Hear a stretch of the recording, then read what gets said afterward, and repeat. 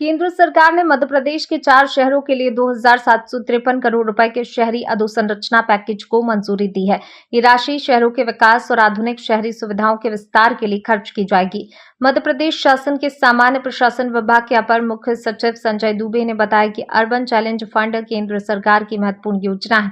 प्रधानमंत्री नरेंद्र मोदी ने देश भर में शहरी विकास कार्यों के लिए 1 लाख करोड़ रुपए उपलब्ध कराने की घोषणा की थी, जिसके तहत विभिन्न राज्यों के शहरों के लिए विकास परियोजनाओं को वित्तीय सहायता दी जा रही है। उन्होंने कहा कि अर्बन चैलेंज फंड का मुख्य उद्देश्य ऐसे प्रोजेक्ट तैयार करना है जिनसे शहरी क्षेत्रों और शहरों के नागरिकों को प्रत्यक्ष लाभ मिल सके।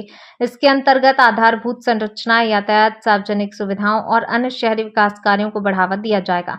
संजय दुबे के अनुसार मंजूर की गई राशि से मध्य प्रदेश के चयनित शहरों में विकास कार्यों को गति मिलेगी, जिससे नागरिक सुविधाओं में सुधार होगा और शहरी क्षेत्रों के समग्र विकास को नई दिशा मिलेगी। अर्बन चैलेंज फंड केंद्र शासन की एक योजना है, जिसमें माननीय प्रधानमंत्री महोदय ने ये कहा था कि हम शहरों के विकास के लिए 1 लाख करोड़ रुपए पूरे देश में प्रावधानित करेंगे।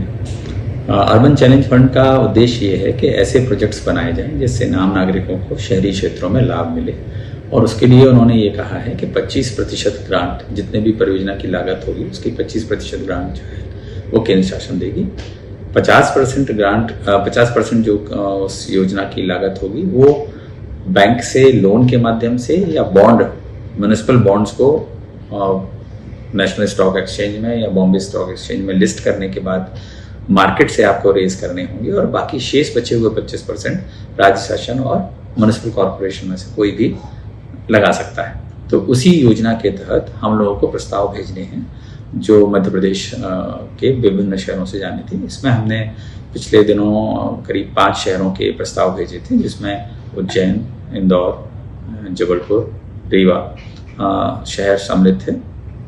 और इसमें ये कोशिश की गई थी कि हम वहाँ पर जो पेयजल है, सीवरेज है, उनकी पूरी तरीके से उसको हर एक नागरिक के घर तक और हर व्यक्ति के पास तक पहुँचा सके।